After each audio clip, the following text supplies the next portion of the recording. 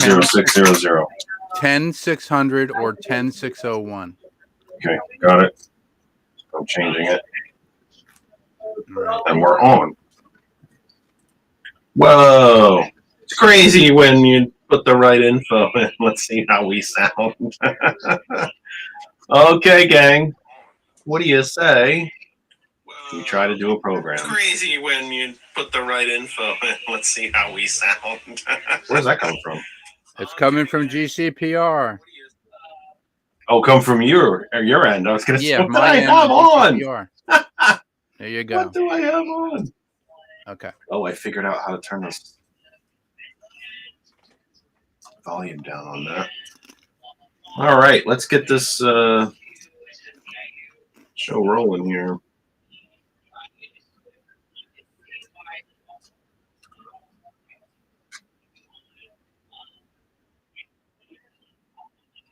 I don't think that's playing on the air.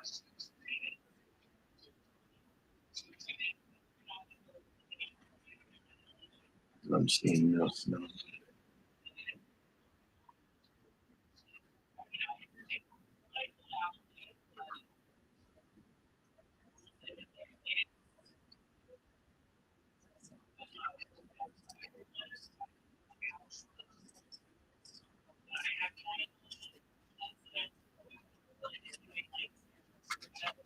I don't know if that's even going up in the air or not.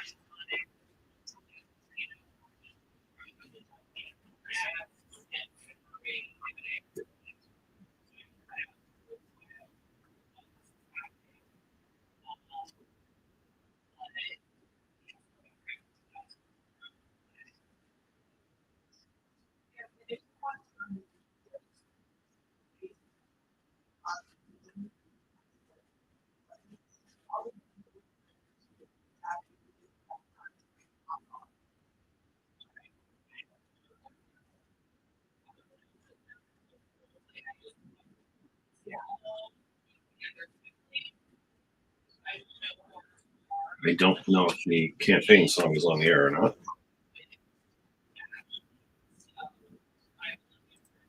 I don't hear it. I don't hear it on my end. Yeah, I have a feeling it's not. I don't know if the campaign song is on. No, it's not.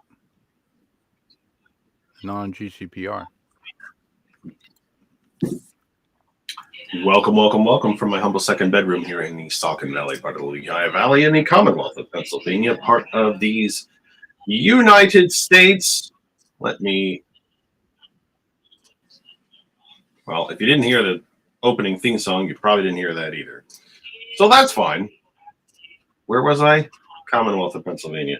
In these United States, Western Hemisphere, North American continent on this planet Earth, the only one we have, third rock from the sun, in the Terran solar system, part of the Milky Way galaxy. This is the Kennedy Effect, TKE tonight for the 19th of August. I'll figure it out. 19th of August, 2024. Folks, I don't know. I don't know what to say. All I can ask you for is tell me how it sounds. Hopefully it's better than last night. Because hopefully it's better than last night. All I can say. I did shut this computer down. It does appear that some of the things in a very odd way. Look, I know computers don't work this way. Okay, as George is very quick to tell me, they do what you tell them to. But this machine has a conscience. It will do things that just it does stuff. That's all I can say. So I completely powered it down last night. And some of the stuff has, believe it or not, fixed itself. No idea how. Of course, with George's help, we were able to get back on GCPR. So shall we get to the business end of the program. This is TKE Tonight for the 19th of August, 2024. We are live right now on my personal Facebook page and our home group Facebook page for all things surrounding this program. That Other Side of Information on Facebook, That Other Side of Information on Facebook. We are live on our YouTube channel right now, which is also called That Other Side of Information. We are live on Twitch, Jeff R. Kennedy. We are live on LinkedIn, Jeff Kennedy as well. Haven't even actually shared the program to too many places so far tonight. And, you know, that's not a surprise. Here's what we're going to try to do. And I don't know how well it's going to work. Got to be blunt. Got to be honest with you. I don't know how well it's going to work. But what I wanted to do is on a different sort of, how should I say it? Device, I guess. On a different device. I was going to try to monitor the DNC with you. If I can watch it. We'll listen to it together. When something worthwhile comes up that is certainly more worthwhile listening to than me, we will cut to that and we will listen to it live. At the moment, I can't say we've hit that. There's a union person speaking right now. I don't know who's speaking at the moment. I believe, let's see, it's 8 p.m. I believe there's a couple of union workers that are speaking right now. Oh, Lee Saunders, who's the American Federation of State, County, Municipal Employees president, is a government union president. He is speaking currently. I figured it out, folks. I have on my iPad on cspan.org. I gave you a plug for C-SPAN last night. I have the DNC on another screen in front of me. I have the sound cut, I think. Oh, there's the sound. Good. So I kind of have the sound cut. We're going to keep an eye on this in the brief time that we are together tonight. And if somebody of note comes to speak, or if there is something tremendously of note, we will cut to that and we will get the heck out of the way. So that's the plan for tonight. I also haven't shared the program, all the places that it needs to go.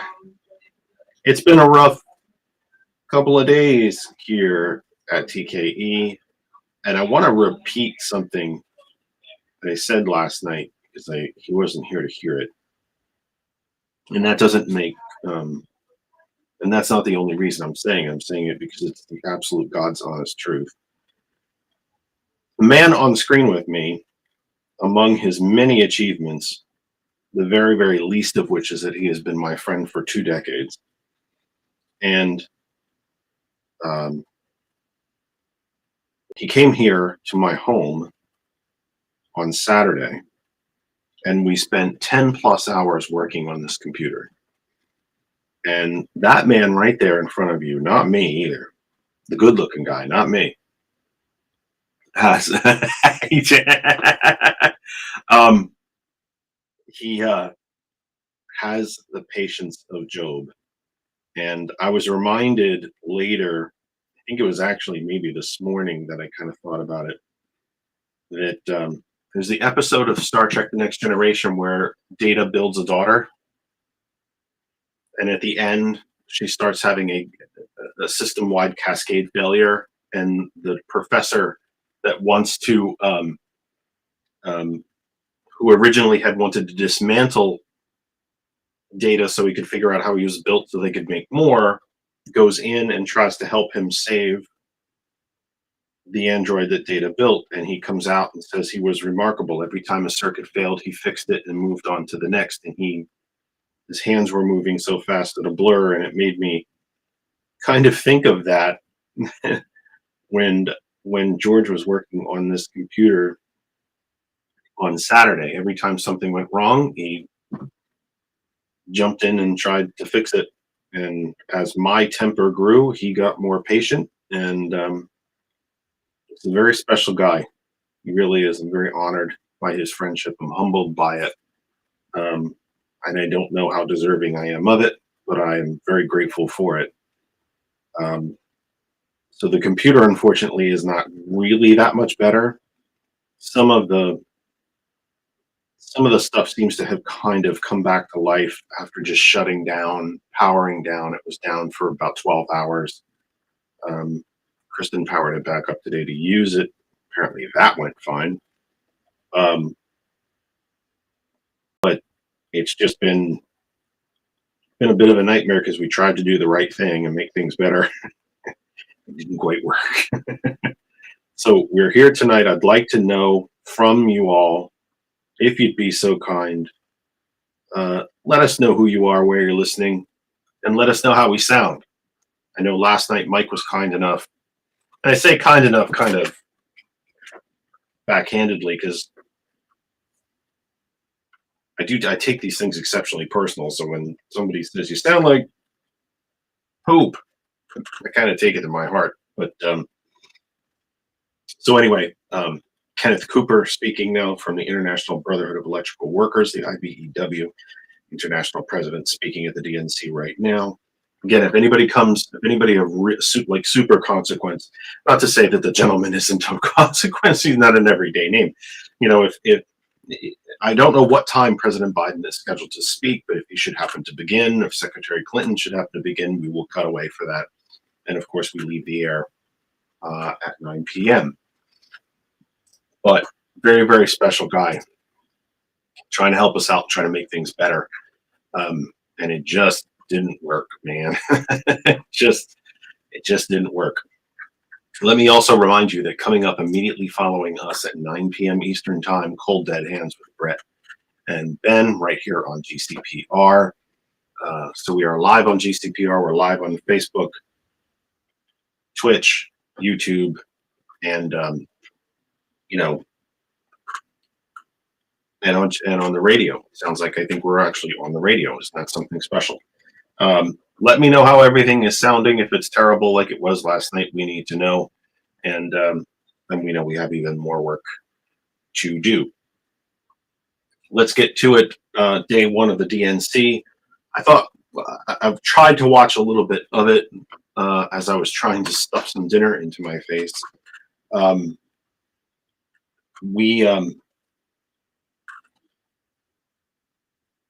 thought the tribute to Jesse Jackson was really quite lovely. I don't think Reverend Jackson is given enough credit for the differences that he made in the Democratic Party and for the coalition that he helped build, admittedly for his own benefit. And I don't just mean the Rainbow Push Coalition, but the coalition of people that he put together when he ran for president. And that coalition, to a good extent, has survived. And I would even say that it is the base of the party right now. And obviously the Reverend is older. He's not in very good health. He was wheeled in a wheelchair onto the stage, surrounded by many of his compatriots. He did not speak. He appeared to be quite touched by the tribute because it was, 40 years ago today, 1984, the Democratic National Convention, that he took his candidacy straight into the convention, knowing he would not be the nominee, but took it there anyway. And he made a real difference in this party, and he's not somebody that I've always agreed with. I think he's been divisive at times, but he also built a coalition and he changed the party. He brought people into the political process that had heretofore ignored it because they felt they weren't part of it.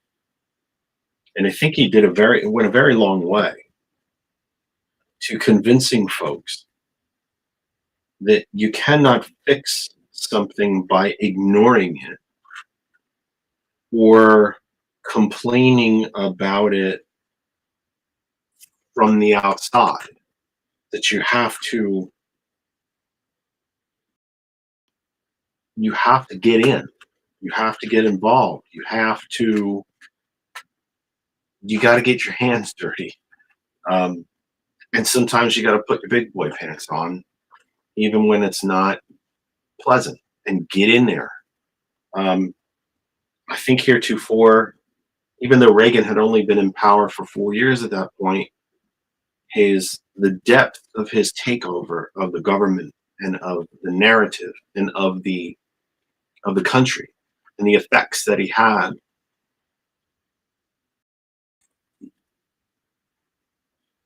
it pushed people out of the process. And Reagan clearly had no space in his life for people of color.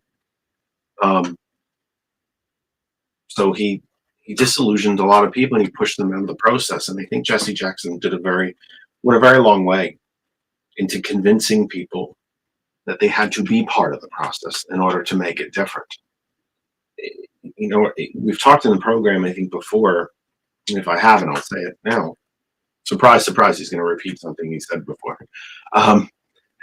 Will come as no surprise to George whatsoever, that's for damn sure. One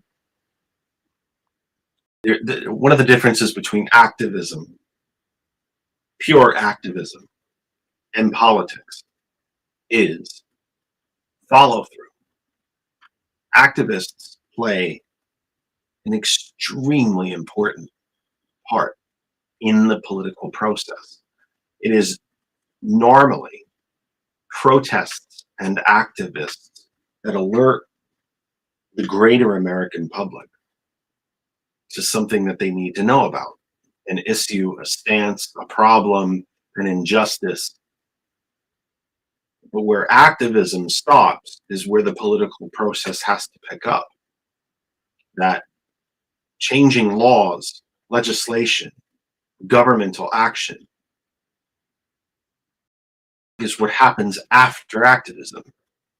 And all too often, the activist will be disillusioned by the fact that the change that they have advocated for doesn't happen within the first 5 minutes of them taking to the street.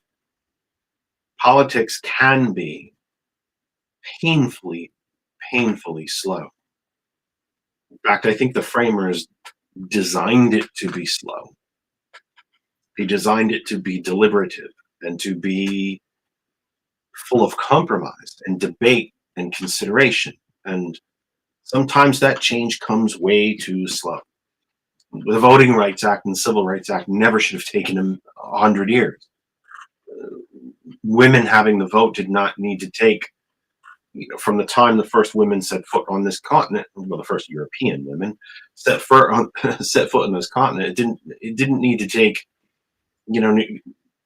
200 plus years for them to gain the vote. Sometimes these things take entirely too long. Activists do a tremendous job to be the first, to kind of be the catalyst, start of that process. But it is government that eventually has to pass the solution, has to enact legislation to get a complete change or a real sea change. And I think as I look back on it, I talked to you last night on the program about history is not fixed, as we say. A historical event happened on this day of this year, but the reverberations of such a thing can echo through the generations. And we also, kind of like throwing a rock into a still pond, the ripples work their way out. Sometimes we don't always know the where-tos and the whys and the what for. until after said historical event. Jesse Jackson's presidential run in 1984 was historical. It absolutely was. And I really think, and I wasn't particularly fond of it either, because I thought Reagan desperately needed to be defeated. And I thought his participation in the race sort of diffused some of that. But at the convention, he gave a rousing speech, tried to unify the party. And history shows us that actually what he did was activate a generation of folks who would have otherwise been displaced or so upset, maybe is the right word. I don't know. Disillusioned is probably the word I'm looking for. Thank you, brain, for kicking in. Disillusioned, and brought them into the process and said, no, you cannot just throw Molotov cocktails in from the outside and burn it all down. That's not how it works. You have to get involved. You have to be in. You have to be on the inside. That means becoming precinct committee person, the real backbone of the Democratic Party, the precinct committee people, by becoming one of them, becoming a county party member, a state committee member, by knocking doors, by making phone calls. And this is 1984, of course. This is pre-texting, so it was knocking doors. It was writing handwritten postcards. It was making phone calls. And those three things are still part of the modern campaign. But we can, of course, now do other things like sit home, and each of us can send hundreds of emails a day. We can become part of a texting program, and literally text thousands of people with the stroke of one keyboard key. We can all be that person. And he brought people into the process. And I thought what they did for him tonight was quite nice. Truly, I really did. I thought it was really quite nice. So there is a country music star who just finished up on stage right now. Karen Bass, the mayor of LA, next host of the Summer Olympic Games, by the way, in 2028, had just finished as well. So we'll see where it goes from there. I'd like to know, of course, your impressions thus far of the DNC. Then again, they're only 2 hours 20 minutes into it, so there's not too much to be said. But what do you think so far? How do you think it's going to go? What are you looking forward to seeing?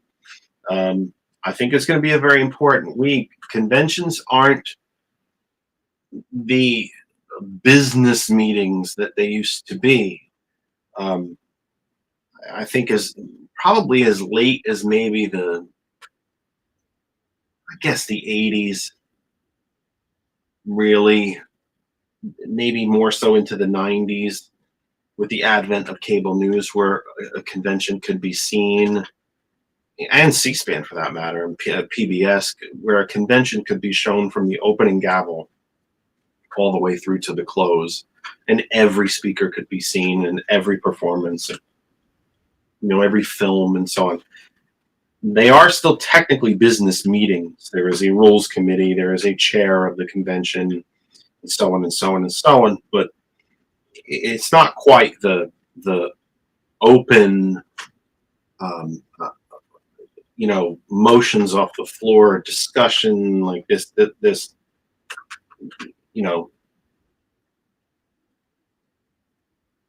not so much of that as there used to be. It is much more of a commercial, 4-day long commercial. And in the television era, that's kind of what it is. But I'm interested what you think, what you want to see, what you like so far, what you don't like so far. Right now, Pennsylvania's Lieutenant Governor Austin Davis has taken the stage. I'm sure his remarks will be brief. We're not going to take those quite yet. We are a global program. And also let me thank everybody around the world who's tuned in tonight. Thank you so much. The global listenership of GCPR, a mere, what are we on, George? Week 7? 6? 7? What week are we in? I want to say 7. I want to say 7. I'm not sure. It could be 7. I think it's 7. But the number of people who are listening to us already around the world is really quite staggering, and it's wonderful, and we're thrilled. Couldn't do it without you. Phone. I will try the phone, which means I should turn the stinking program on first. I should do that, yeah. It'll probably help a bit. Brogue is coming out tonight, I'm quite sure. What's going on with that? So George and I were able, one of the only things that really got better with all the work that we did was that we think we figured out the phone that we can take phone call, and that you will actually be heard. You will be able to hear George. George's volume is extremely low tonight. I can't tell you why that's happening. That's something I wasn't just expecting, but to be honest, not really any of this is going well. I joked with you last night about a fund.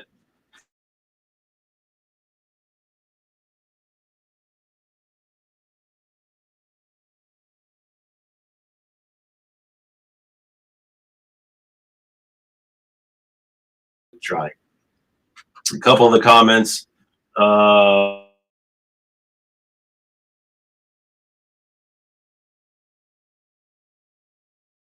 DNC, and if something big came in, that we would take it. I can't say anything of that has happened so far. You were just now? Oh, well, nothing rang. Can I turn off the? Oh, well, I should probably turn off the do not disturb.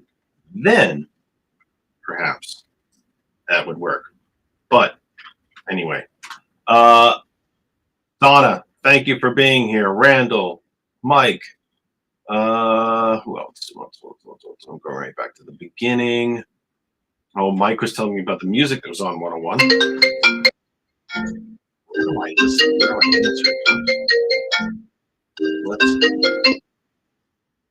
Is that you then? I can hear you. I don't know if anybody else can. You cannot hear yourself. Really? Okay, so maybe we didn't fix it. We did so much freaking work on this thing, and everything's worse than it was before. Oh my God. And I can't say that I did the work. I'm going to hang up on you. I'm sorry. He's listening on the radio to try to hear if he can hear him and me, and apparently only I am coming through. So if we do phone calls, it'll have to be the old-fashioned way. I'll hold the old thing up to the mic. But when I say we did work, it's really not fair. George did way more than I. I mean, way more than I. And it just nothing worked right. It's just so disappointing. Where we got? Let me see. Let me scroll through here. The mouse doesn't even work the way it used to. The scroll button doesn't really work anymore. That's another thing. There's absolutely no explanation for such a thing like that. It doesn't always work anymore. Mike says, I hear nothing. I know nothing. Thank you, Sergeant Schultz, for checking in from Mississippi. Extra bonus points to anybody who gets the reference. Let me see. Randall mentions, nope, I got the wrong. Share the program with my circle of friends. It's very nice of you, Donna. Really nice of you. In a birth sort of situation like this, we're brand new here. GCPR, 7 weeks on internet radio is not a lot of time. That means everything, because we just depend on that. We very much depend on that. George, Donna's asking if I cleaned my room. Yes, I did.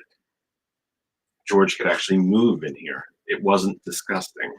It wasn't. I should say, by the way, it was never like filthy dirty. Like there wasn't like mushrooms growing out of the carpet or mold or anything anywhere.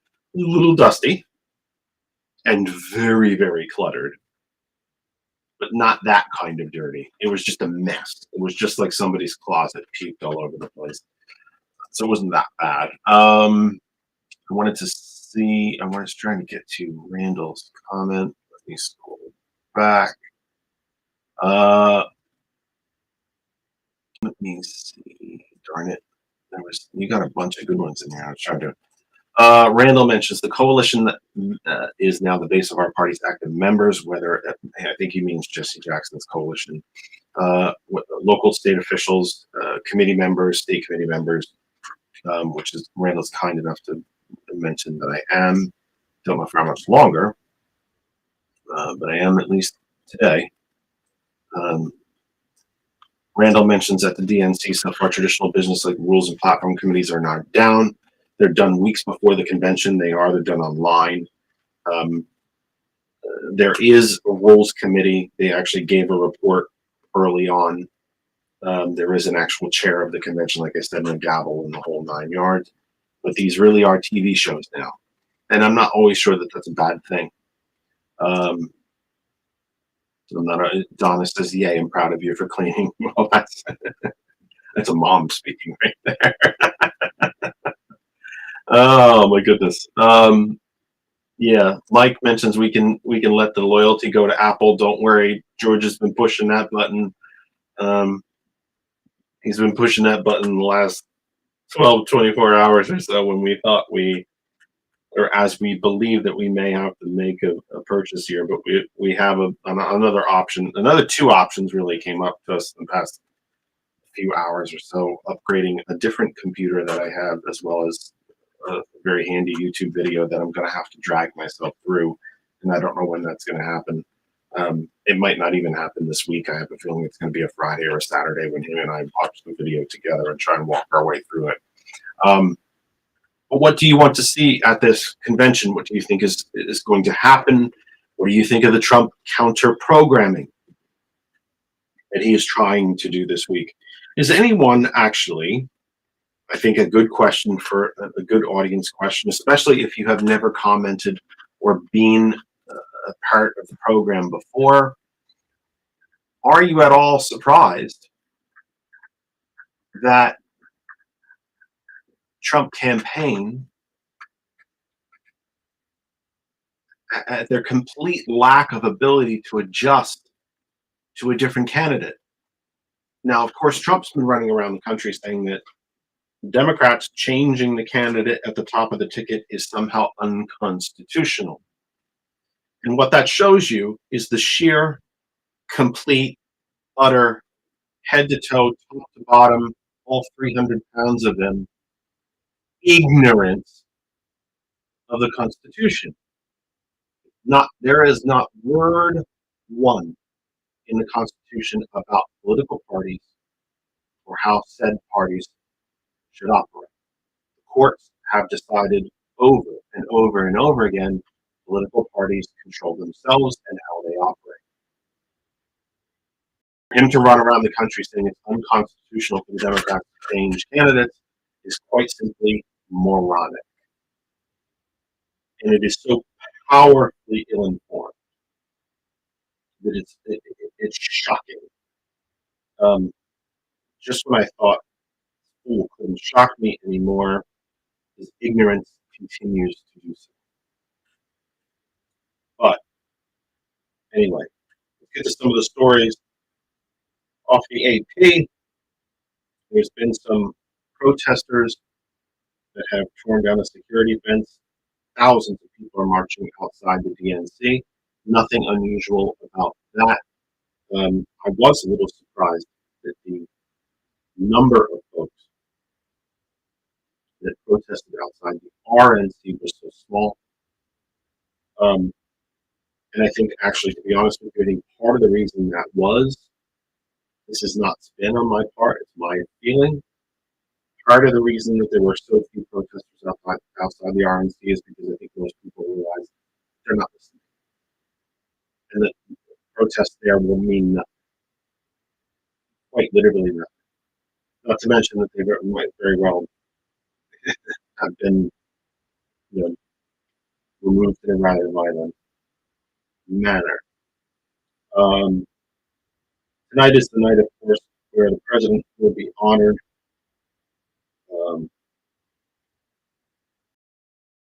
Quoting the AP, the refreshed Democratic Party gathered Monday night for a valedictory speech from President Biden.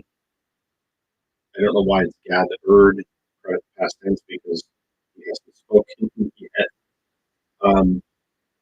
Let me take this one. Senator Mallory McMorrow from Michigan is at. Now, over the next 4 nights, you are going to hear a lot about what is in this 900-page document. Why? Because this is the Republican blueprint for a second Trump term.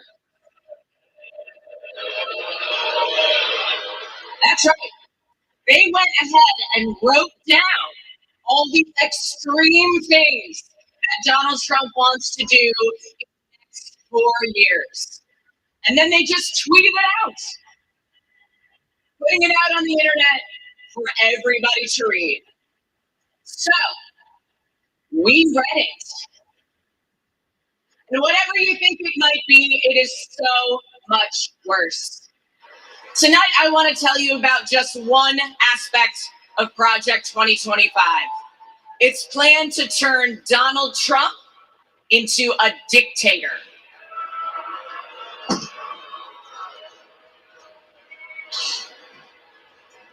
Okay, right here on page 535, it says, quote, reissue Trump's Schedule F executive order to permit discharge of non-performing employees.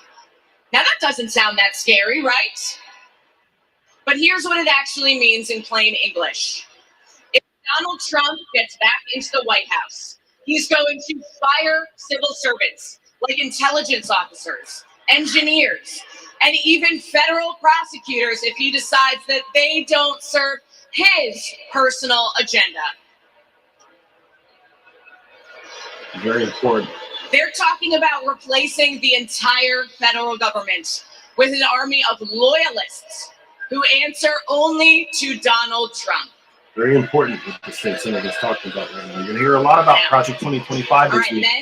then. What she's telling you is how Okay. the federal government will Page be 873. dismantled It says, under quote, Project 2025. conservatives have long believed in either ending law enforcement activities of independent agencies or ending their independent status. Again, that sounds pretty boring. But what it means is that under Project 2025, Donald Trump would be able to weaponize the Department of Justice to go after his political opponents. He could even turn the FBI into his own personal police force. That is not how it works in America. That's how it works in dictatorships. And that's exactly what Donald Trump and his MAGA minions have in mind.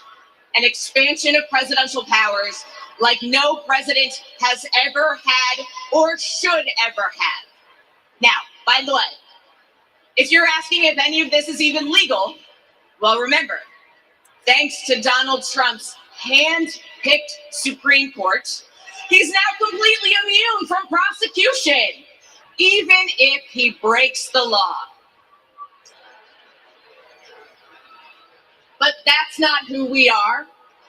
Because Very important what she just said right there. This all fits together. A hand-picked, bought, paid for Supreme Court, which now, instead of being an independent judiciary oversight, is now a political by Donald Trump body. and for Donald Trump. We believe in the why he separation can of powers implement and the Project rule of 2025 law. with no impunity. We believe Because in a any of system it built that up he to does that serve is illegal everyone, not is immune. breaking He's a immune from system it. to serve one petty, selfish man. The truth is, there's only one way to stop him, and to stop Project 2025. How do we do it? We elect Kamala Harris this November.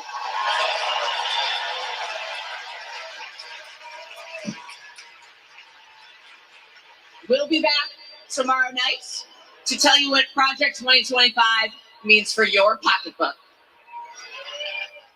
Very short, powerful speech by Michigan State Senator Mallory McMorrow, who single-handedly saved women's reproductive rights in Michigan with her terribly, terribly powerful speeches and actions on the state floor, where she stopped an abortion ban when Republicans still had control of the legislature.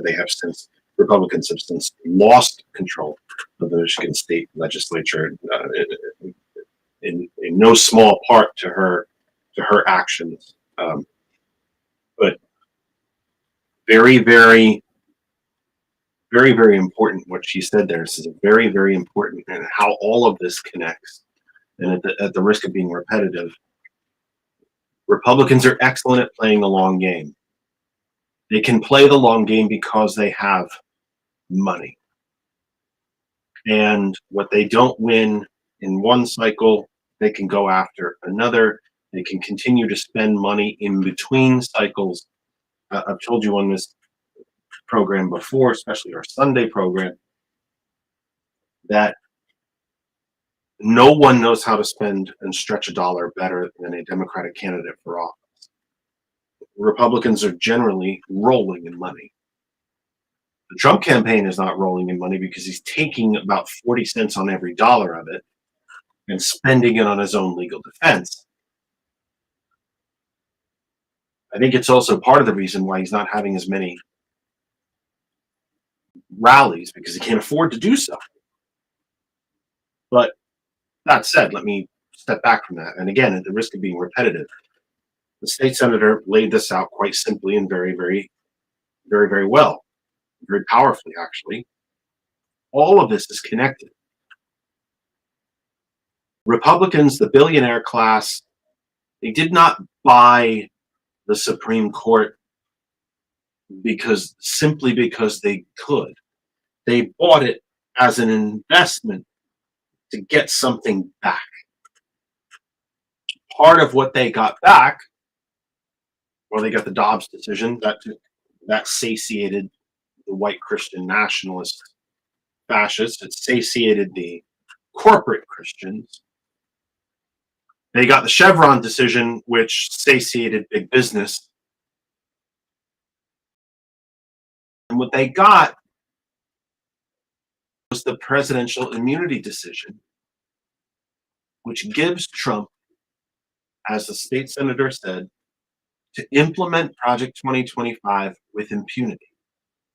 And no matter what laws he breaks in the implementation of this plan, no matter how much he bypasses Congress, violates the Constitution, flat out just openly and blatantly breaks the law, as long as it's considered a quote-unquote official act, he is immune, according to this current Supreme Corporation. And the decision written by the Chief Justice himself, as torn apart by legal scholars from both sides of the aisle across this country,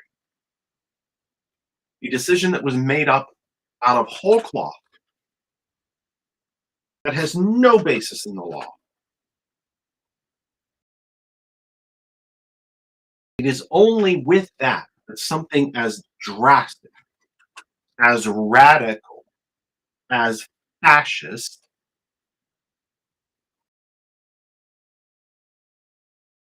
as Project 2025, it's the only way it can be implemented is illegal, because most of it is illegal. It's unconstitutional.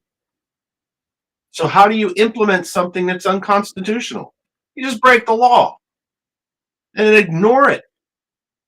And this Supreme Court just told you they don't care if it's unconstitutional. If the president does it, it's not illegal. Sound familiar? That was Nixon.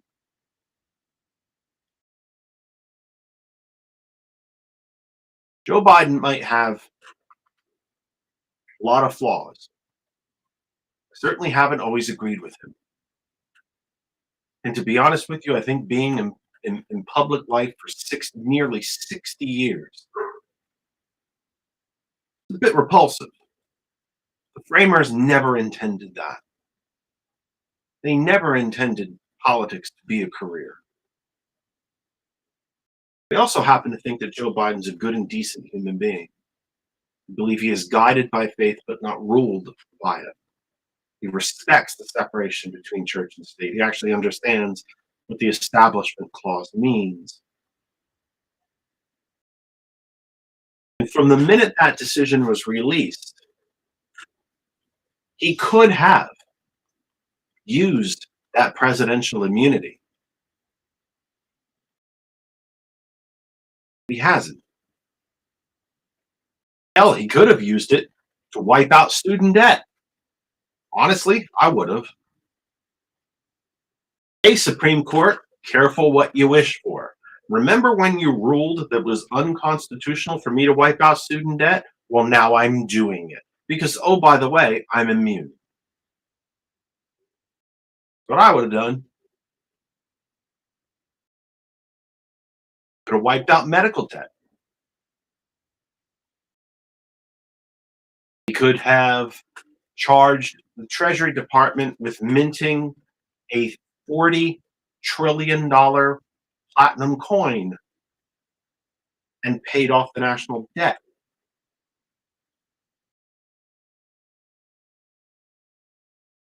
But he didn't. Because he has more respect for the office, for government, for service. And to be honest, he has more respect for you than to do such a thing. Trump has none of the above. He needed the immunity decision to implement Project 2025. That's why the Supreme Court took the case. That's why they made sure that they rendered their judgment before this election. So that once Trump, if reelected, took office, he can immediately start to break the law. And have no doubt, make no mistake, he will do exactly that. Very brilliant speech by the state senator from Michigan. And how about the composure of her speaking as well? Look, you take these are seasoned folks, right? They're used to making speeches, but there's something different about walking into a big arena like that with 20,000 people in it. There just is. I've been very blessed. I don't care how many people are in front of me. I've never been scared to give a speech. That's pretty daunting. And it's a state legislator, someone who doesn't speak generally on the national stage. It was really well done. And the fact that they're using her the entire week to further and further and further explain to you Project 2025. You're going to hear a hell of a lot about Project 2025 this week, as you should. Pay attention. She'll be back each night. That's what it sounds like. Her spots every single night are going to be damn important. I think it's Randall. Go ahead. Yeah, Jeff. I don't We know got- if anybody can hear me. Yeah, I got the phone up to the mic. You're good. The old-fashioned way, my friend. You got, Yeah, I know. say, I know. How 5-6 minutes, let's say. am I hearing on your side? Oh, I got you because I have my headphones on. I got you just fine. Okay. Yeah, I put it in the comments. You know, my worst nightmare if T-Rump is reelected January or November 5th and sworn in January 20th. My biggest fear is that we've ordered all of our U.S. armed forces onto American streets, and which is against federal law. You cannot deploy any of our U.S. armed forces within our country to do anything. That's what the National Guard is for. I believe it's actually unconstitutional, not just illegal. Well, But I'm not a I constitutional gotta go scholar. We'd have to, you and I would have to go have a look at that one. Yeah.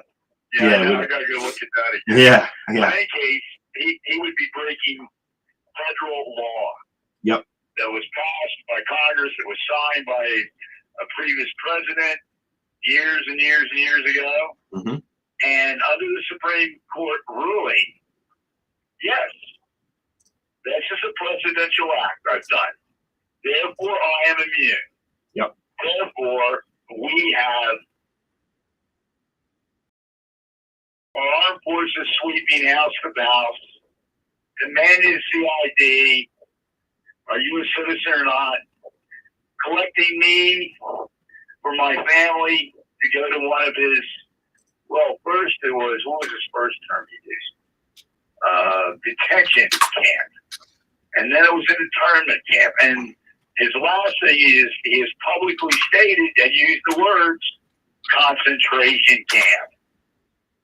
Correct. Yeah. It's very scary. All right, I'm going to let you go because you got to end your show. But thank you for you. And George, God bless you, my man. The man has the patience of Job. I swear. I swear. I know as I have rediscovered my faith that I've become extremely biblical on this program, and I think too much for some of your tastes. If you don't know the patience, if you don't know what the patience of Job is, just give it a quick Google and you'll read it. If anybody has the patience of Job, it is George. Because by about 9 o'clock Saturday night, we still had not eaten anything. We had been going since about 11 a.m. We didn't stop. We did not take a break. I took a couple of breaks to go out to take the dogs outside. We were dog sitting for Kristen's parents. We missed the whole day with our nephew, and I was on call for work, so I kind of had to be here anyway. But we missed a family day. I ended up babysitting the dogs, and I took a couple of breaks to walk them, but not too many. I was trying to sit here for every single minute of it with George, and George barely left the room. And by 9 o'clock, I wanted to pick this computer up, which is not a light piece of machinery, by the way, especially with as broken as my body is. And I was ready to toss it across the room. And George just went into George mode and got very zen. The voice gets very soft and gets very James Lipton. If anybody knows who James Lipton is, if you don't know who he is either, have a Google of that too. No, that's okay. We're okay. We gotta take care of this.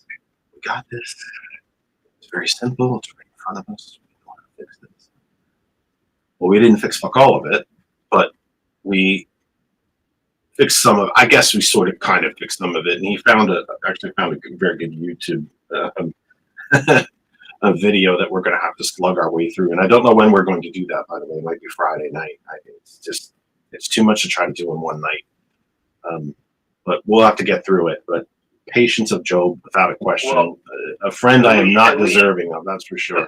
At least you got the audio back so it doesn't sound like 3 times echo like last night. And and to be honest with you, I have no explanation for that. All I did was turn the computer off, completely powered it down, turned it back on today, and things are working. And as I said at the top, computers do what we tell them to do.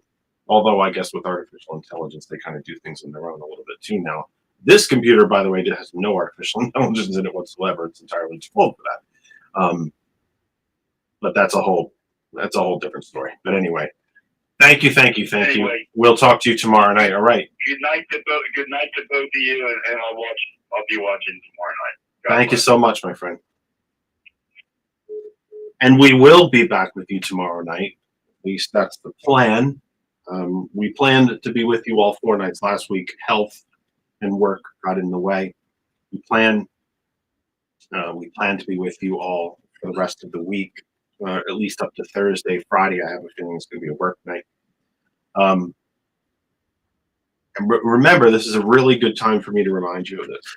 Tomorrow, tomorrow, Tuesday, from 6 p.m. Eastern Time.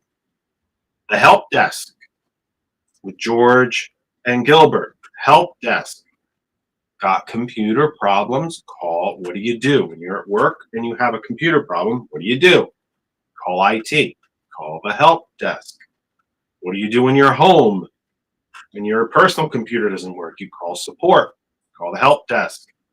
GCPR has a help desk, and they are live on the air every Tuesday from 6 p.m. to 8 p.m. Eastern Daylight Time. Live on GCPR, Ghost Claw Productions Radio, GCPR.live, and all of the social media outlets for GCPR. That includes Facebook, TikTok.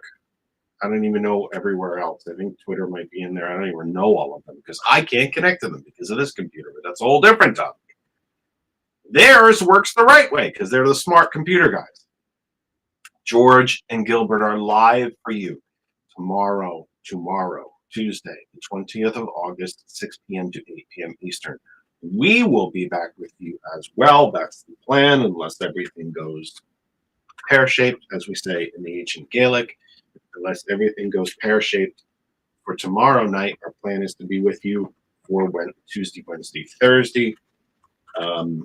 We just we'll get there. We'll get there. I think I even put. Oh no, I didn't. I forgot to click enter. Isn't that stupid of me? I think I put in the chat. Help desk live tomorrow from 6. Coming up immediately after us, Ben and Brett, Cold Dead Hands, another live episode of Cold Dead Hands right here on GCPR.live tomorrow, 11 p.m. brings you conversations with T. Nathan. Thomas McCormick returns tomorrow morning with the sound of coffee. George and Gilbert from 6. We've done about all the damage we can do. We're going to shut on down, get out of the way. Ben and Brett, Cold Dead Hands follows us. For everybody at GCPR, my partner, Thomas McCormick, George, Gilbert, Gambit, Gretchen, Lisa, Ben, Brett, Pastor Best, everybody at Bob Kosh, everybody at GCPR, for everybody that surrounds the Kennedy Effect, Lynn and George Dare, April Riddick, Kristen and Daisy Dog downstairs. I'm Jeff Kennedy. We've done all the damage we can do for one night. Until tomorrow, please take care of yourselves and each other. Night 2 of the DNC tomorrow. Watch the rest of it tonight while you listen to Ben and Brett. T. Nathan from 11. We'll see you tomorrow evening. Stay tuned right here on GCPR. Cold Dead Hands starts in 60 seconds.